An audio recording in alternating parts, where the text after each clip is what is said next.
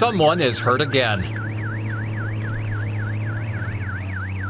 I'm following the mountain rescue squad on the slopes above Ischgl in the Austrian Alps. A woman is injured but conscious. For now, that's all we know.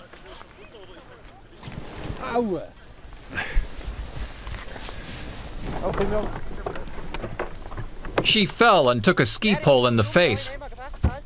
The wound will need stitches.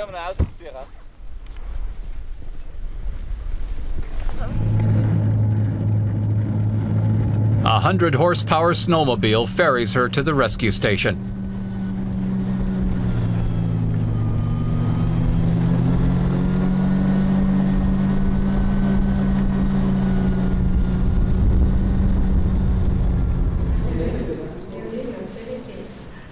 It's a routine case for Dr. Dirk Lohr. He treats up to 30 injured skiers a day.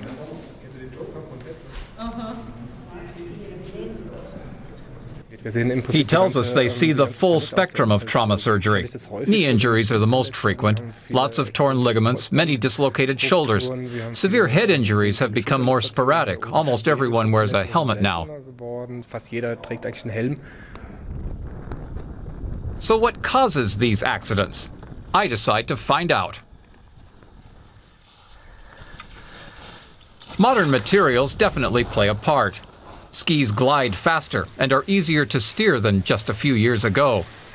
That makes people feel more secure and perhaps overconfident. And the slopes have gotten fuller. More and more people are becoming winter sports enthusiasts.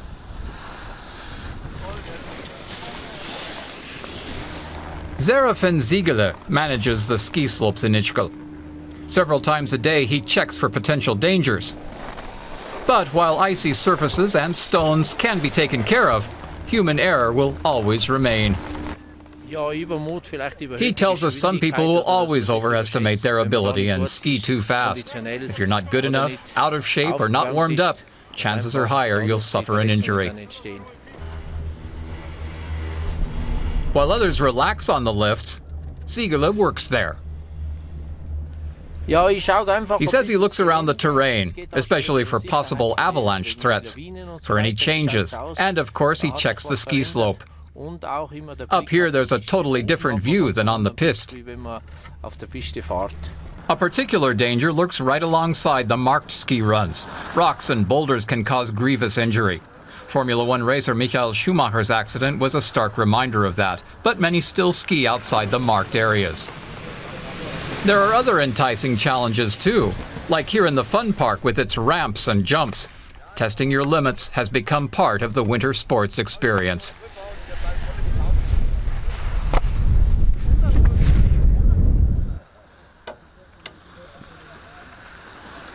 I want to better know my own personal abilities, so I take a speed test.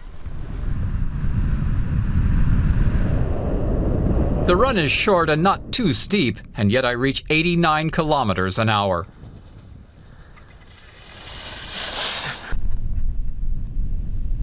Ski instructor Jürgen has a new pupil. He says the legs have to do all the work. Don't stand straight as a ramrod. The legs have to do the work, so let them. How fast do today's beginners learn? In the old days, a ski vacation lasted up to 2 weeks. Now, most folks seem to be here for just a long weekend. Like Lars, a plumber from Cologne. Jürgen has to keep reminding him, it's all in the legs.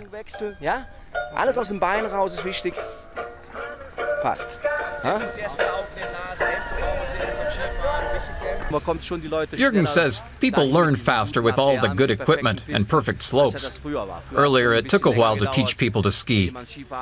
Now it goes very quickly.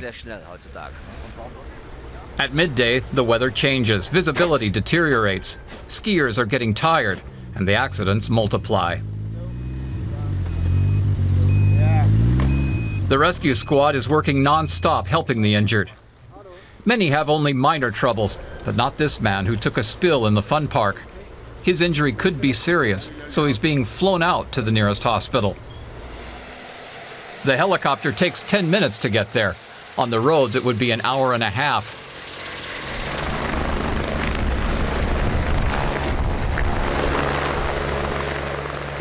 Dirk Lohr is taking no chances. Ist auf den Kopf gefallen, war He says the man fell on his head and was unconscious for an unknown amount of time. When he arrived here, the rescue squad had already immobilized the vertebrae in his neck. They examined him and didn't see any sign of fractures. Und so hat jetzt erstmal keinen Anhalt für irgendwelche knöchernen Verletzungen gehabt. Just a moment, okay? The next patient is a young man from Romania. And the feeling is normal. A girl with a ski came across the left and I tried to avoid it, but I couldn't and I felt on the hand.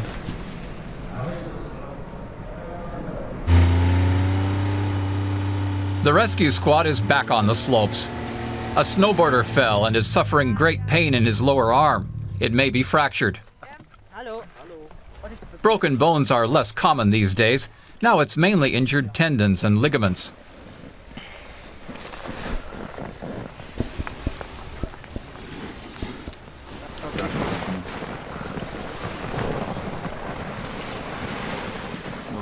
Like this man, many people on holiday in Ischgl now come from Eastern Europe. That can make matters more difficult for the first aid workers.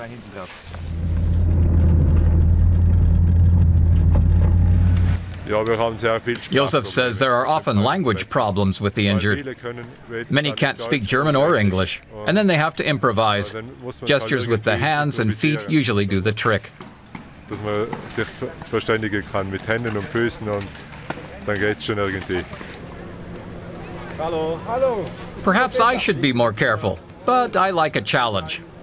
I book a tour off the marked skiing area. Herbert, my guide, grew up here.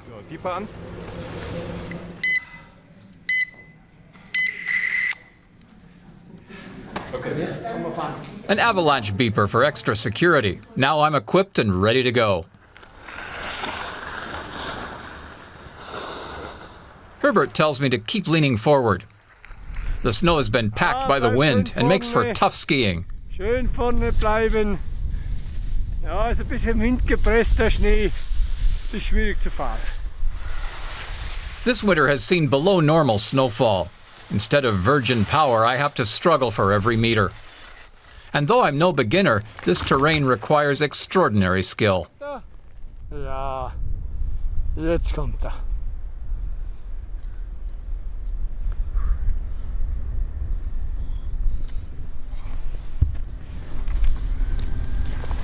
Ja. Herbert says the snow's to blame. It's been blown around too much, forming some hard layers and other soft ones. Even the guides find it hard to ski. Deep snow would have been far better, and I would have handled it for sure.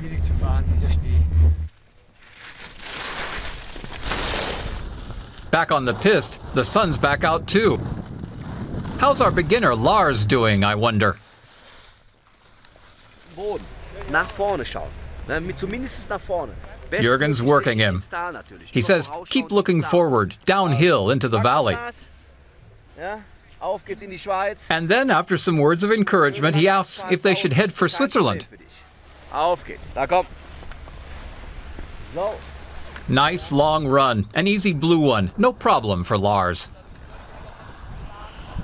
In the trans-border ski area of Ischgl, skiing across the Swiss border is a big goal for all beginners. Lars isn't exactly a born athlete.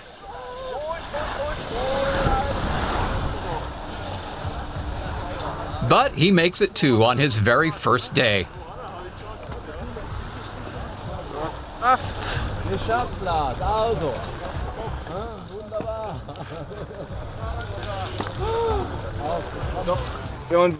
Lars says when he looks back up the slope, he can barely believe he made it. He was trembling and shivering and hoping it would be all over, but the instructor got him down in one piece.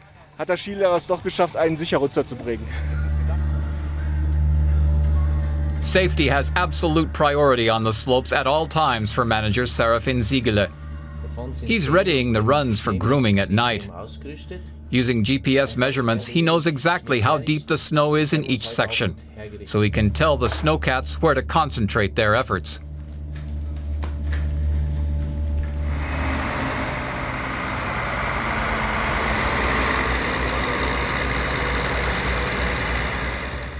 The lifts close at 5 p.m. But for the rescue teams, the workday isn't over yet. They have to make sure all skiers and snowboarders are off the slopes.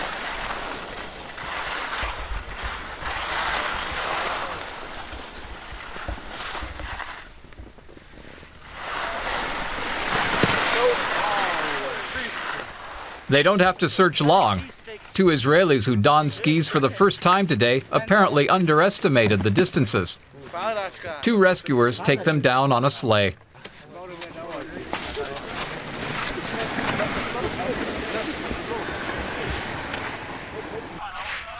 And their co-workers have an open road.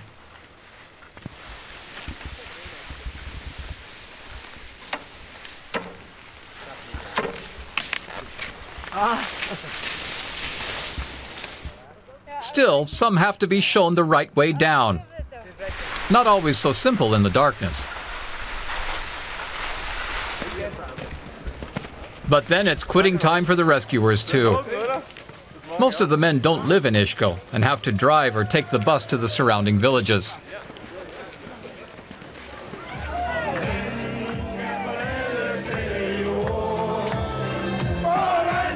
The town is now firmly in the hands of the tourists. For them, the après-ski party has started in any of Ishkel's many pubs and bars. Most seem to have gotten their second wind.